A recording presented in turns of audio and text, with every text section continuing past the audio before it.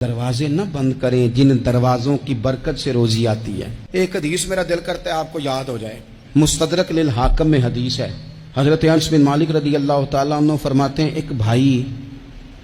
حضور کی بارگاہ میں بیٹھا رہتا تھا،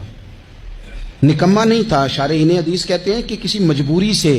وہ کام نہیں کر پاتا تھا، یا کرتا تھا تو کام آگے نہیں چل پاتا تھا،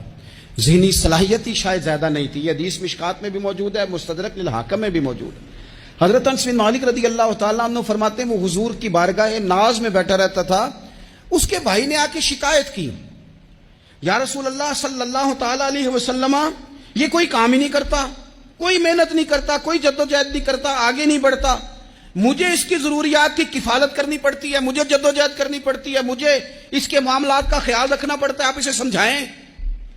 تو حضور نے بہت سارے لوگوں کو سمجھایا جو کام نہیں کرتے تھے۔ ہمیں سیاستہ میں وہ حدیث بھی ملتی ہے جس بندے کو نبی پاک صلی اللہ علیہ وسلم نے کہا تھا کہ تیرے پاس جو بھی گھر میں ہے لا، تو وہ پیالہ اور کمبل لائے تھے، حضور نے بیچ کے کہا تھا جا کلاڑا خرید کے لا اور لکڑیاں کاٹ کے تو بیچ کے اپنا اور اپنے گھر والوں کا پیٹ پال۔ یہ ساری باتیں اپنی جگہ پر یہاں نبی پاک نے ایک روحانی مسئلے کا حل بھی بتایا۔ اللہ کے محبوب علیہ السلام سے عرض کی حضور یہ یہیں بیٹھا رہتا ہے اور سارے ہی کام مجھے کرنے پڑتے ہیں۔ تو حضور نے نظر مبارک اٹھا کے بھائی کی جانب دیکھا جو بھائی کا شکوہ کر رہا تھا، تو کریم محبوب فرمانے لگے ہو سکتا ہے یہ جملے میرے محبوب کے ان کو کہیں لکھنا، ان کی مٹھاس دیکھو، ان کا حسن دیکھو، اور بھائیوں کی محبت کے بیج جو رسول پاک پیوند لگا رہے ہیں اور جوڑ رہے ہیں، اور جس انداز میں بھائی کو بھائی سے ملا رہے ہیں، اس لہجے کے حسن کی مٹھاس کو بھی ذرا چکھ کے دیکھو۔ حضور فرمانے لگے ہو سکتا ہے رب تمہیں جو رزق دے رہا ہے وہ اسی بھائی کی وجہ سے دے رہا ہے۔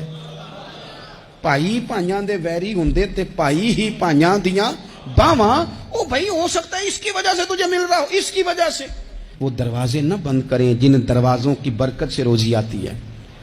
کبھی بھی وہ کام نہ کریں جن کاموں کی اگر آپ کو کل تک برکت تھی، کل تک کام ٹھیک چل رہا تھا، کل تک نظام بہتر تھا، اور آج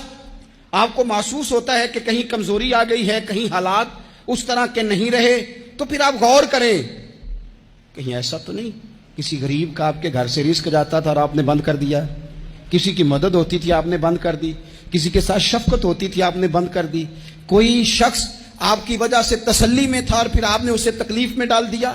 اللہ کے محبوب نے فرمایا تمہارے کمزوروں کی وجہ سے تمہیں رزق دیا جاتا ہے، تمہارے ضعیفوں کی وجہ سے تمہیں رزق دیا جاتا ہے۔ تم نے تو ایک بندہ یہ کہہ کے نکال دیا کہ جا تیری تنخواہ میں نہیں دے سکتا، لیکن کیا پتا کہ اس کی تنخواہ کی وجہ سے ہی باقی سارا کچھ بھی آتا ہو، کیا پتا کہ اسی کے سبب سے اللہ انعام فرماتا ہو۔ لہٰذا ان روحانی مسائل کا بھی تھوڑا سا خیال کریں۔